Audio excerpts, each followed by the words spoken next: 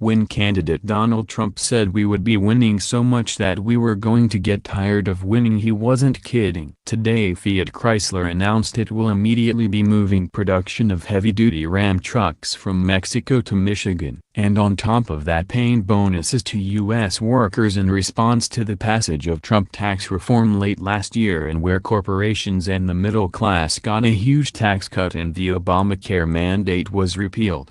Fiat Chrysler went on to confirm they will be investing over $1 billion in its Warren truck assembly plant, a plant that will be used to make the Ram heavy-duty truck starting in late 2020. That truck is currently made in Saltillo, Mexico, where workers will continue to make commercial vehicles to sell in the U.S. and international markets.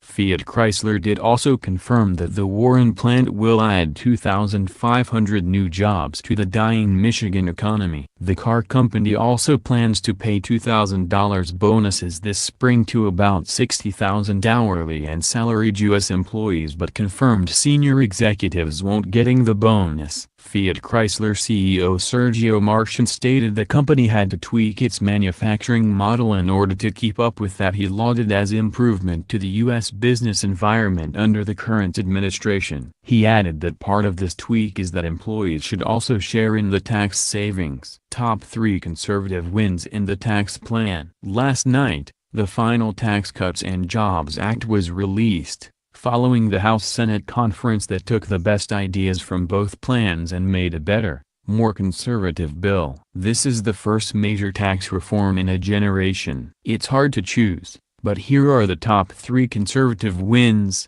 1. It is a major tax cut for hard-working families. Our plan lowers individual tax rates, making sure Americans get to keep more of their hard-earned money. It also nearly doubles the standard deduction, meaning that the zero bracket, which the federal government doesn't tax at all, will be expanded to $12,000 for single filers and $24,000 for married couples. Our plan also doubles the child tax credit from $1,000 to $2,000 for each child, bringing relief to folks raising families. What do these updated provisions mean for real people? The average family of 4 making $73,000 a year will see a tax cut of $2,059. That goes a long way when budgets are tight. It could mean more money to save for children's college, a reserve for an emergency, or a vacation at the beach for a week in the summer. Bottom line, this new tax code eliminates the carve-outs for special interests,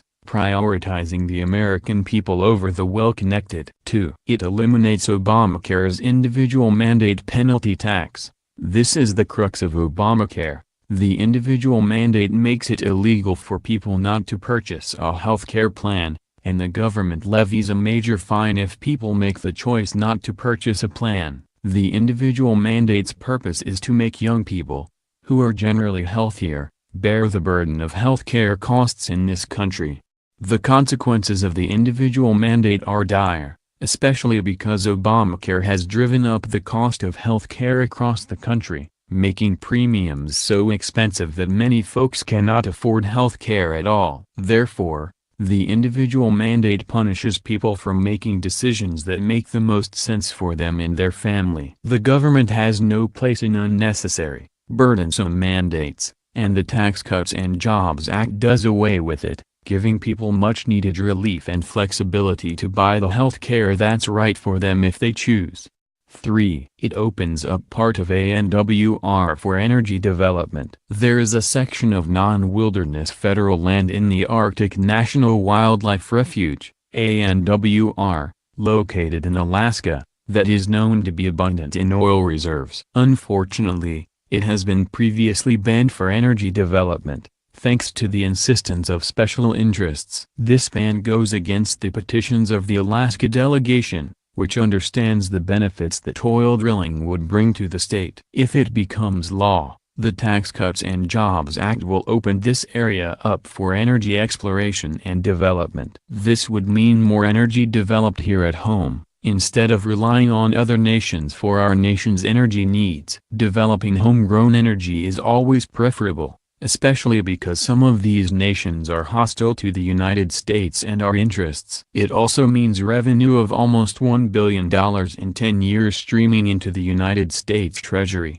helping pay for the tax cut that Americans need and deserve. Developing this portion of ANWR also means thousands of good-paying jobs in Alaska and throughout the country.